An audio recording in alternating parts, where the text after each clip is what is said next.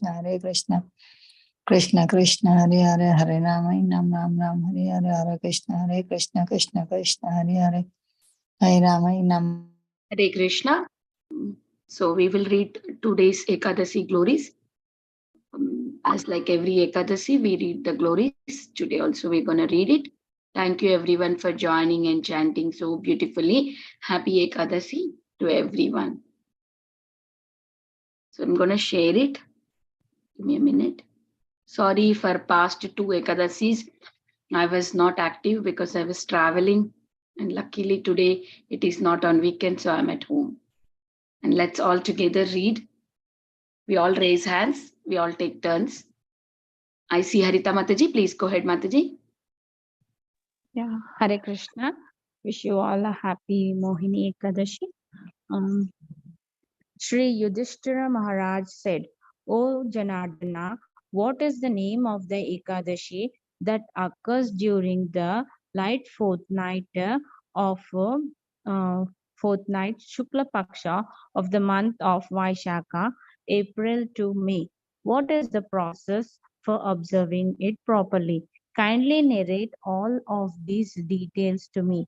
The Supreme Personality of Godhead, Lord Sri Krishna, replied, O blessed son of Dharma, what Vashishta Muni once told to Lord Ramachandra, I shall now describe to you. Please hear me attentively.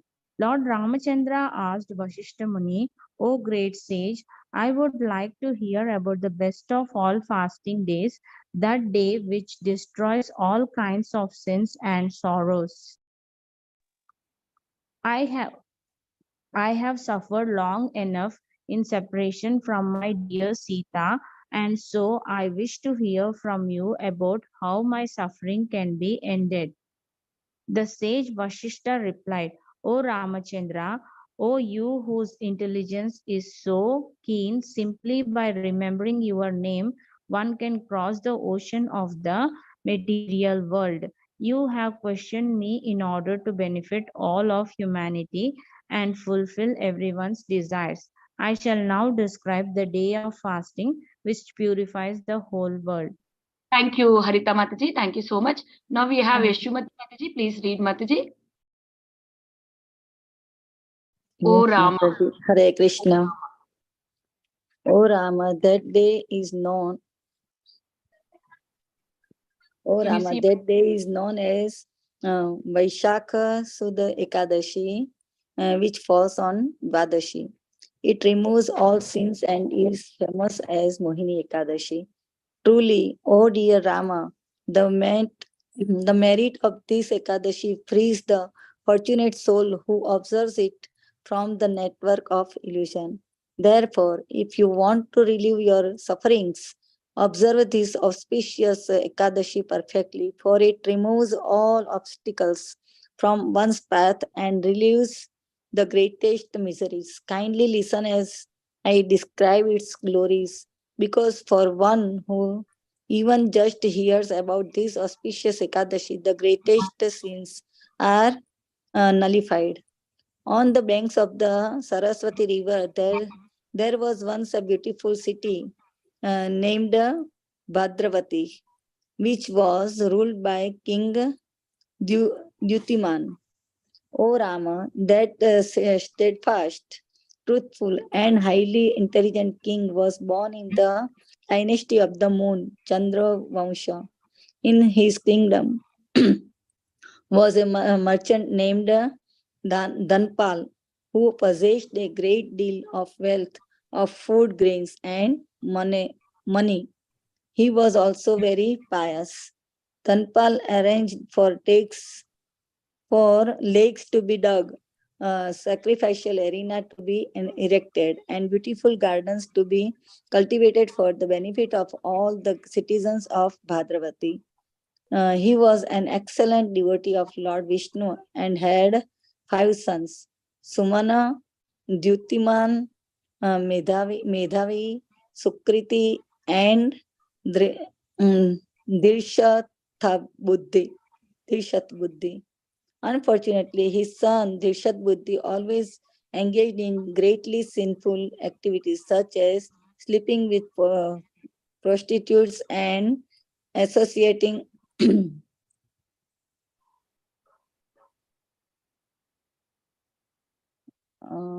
where it's gone. Yeah, sleeping with prostitutes and associating with similar degraded persons. He enjoyed illicit sex, gambling, and many other varieties of acts aimed at gratifying the senses. He Thank you, Mataji. Thank you so disrupted. much. Thank you Thank so you, much. Mataji. Happy Mataji. Ekadasi to you, Happy Ekadasi. everyone. Nandapriya Mataji, he disrespected from there. Yes, Mataji, Hare Krishna Mataji. He disrespected the demigods, devas, the Brahmins, the forefathers, and other elders of the community, as well as his family's guests. The evil-hearted Drishtabuddhi spent up his father's wealth indiscriminately, always feasting on untouchable foods and drinking alcohol to excess. One day, Dhanapala kicked Drishtabuddhi out of the house after he saw him walking along the road arm in arm with a known prostitute. From then on, all Drishtabuddhi's relatives were highly critical of him and distanced themselves from him also. After he had sold all of his inherited ornaments and become destitute, the prostitute also abandoned him and insulted him because of his poverty. Drishtabuddhi was now full of anxiety and also hungry. He thought, what should I do? Where should I go? How can I maintain myself?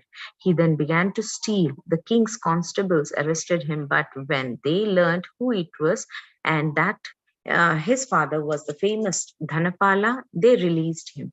He was caught and released in this way many times, but at last, sick of his arrogance and total disrespect for others and their property, the ill-mannered Drishtabuddhi was apprehended, handcuffed, and then beaten after whipping him. The king's marshals warned him, "O evil-minded one, there is no place for you in this kingdom."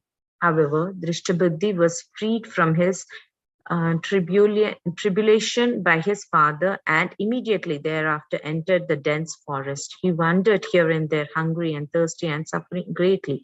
Eventually, he began killing the jungle animals, the lions, deers, boars, and even wolves for food. Always ready in his hand was his bow, always on his shoulder was his quiver full of arrows. He also killed many birds such as chakar, chakoras, peacocks, kankas, and doves, and pigeons. He unhesitatingly slaughtered many species of birds and animals to maintain his sinful way of life. The sinful results accumulating more and more each day on account of his previous sins, he was now immersed in an ocean of great sin that was so relentless that it appeared that he could not get out. Drishtabuddhi was Thank you, always Mataji. miserable. I will Hare read here. Thank you, Mataji. Drishtabuddhi was was always miserable and anxious. But one day during the month of Vaishaka, by the force of some of his past merit, he chanced upon the sacred ashrama of Kandiya Muniya. Kandiya Muni. Kaundenya Muni. The great sage had just finished. Hey, no, don't drink this water. Today is Ekadasi. You have to drink that water. Okay. Okay. I said no, no other water touching today. Eventually, sorry, Mataji. This girl, na? Okay, sorry. The great sage had just finished bathing in the Ganges river, and water was dripped from him. Still, Drishtabuddhi had the great good fortune to touch some of those droplets of water that were falling from the great sage wet clothing. Instantly, Drishtabuddhi was freed from his ignorance and his sinful reactions were reduced. Offering his humble obeisances to Kaundi Yamuni, Drishtabuddhi prayed to him with joined palms. Oh, great Brahmana, please describe to me some of the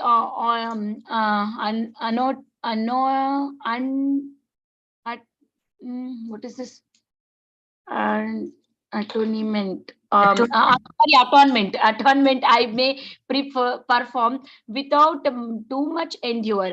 I have committed so many sins in my life, and these I have now made me very poor. The great Rishi replied, "Oh son, listen with great attention. For by hearing me, for your life will change, and you will be free from all your remaining sins.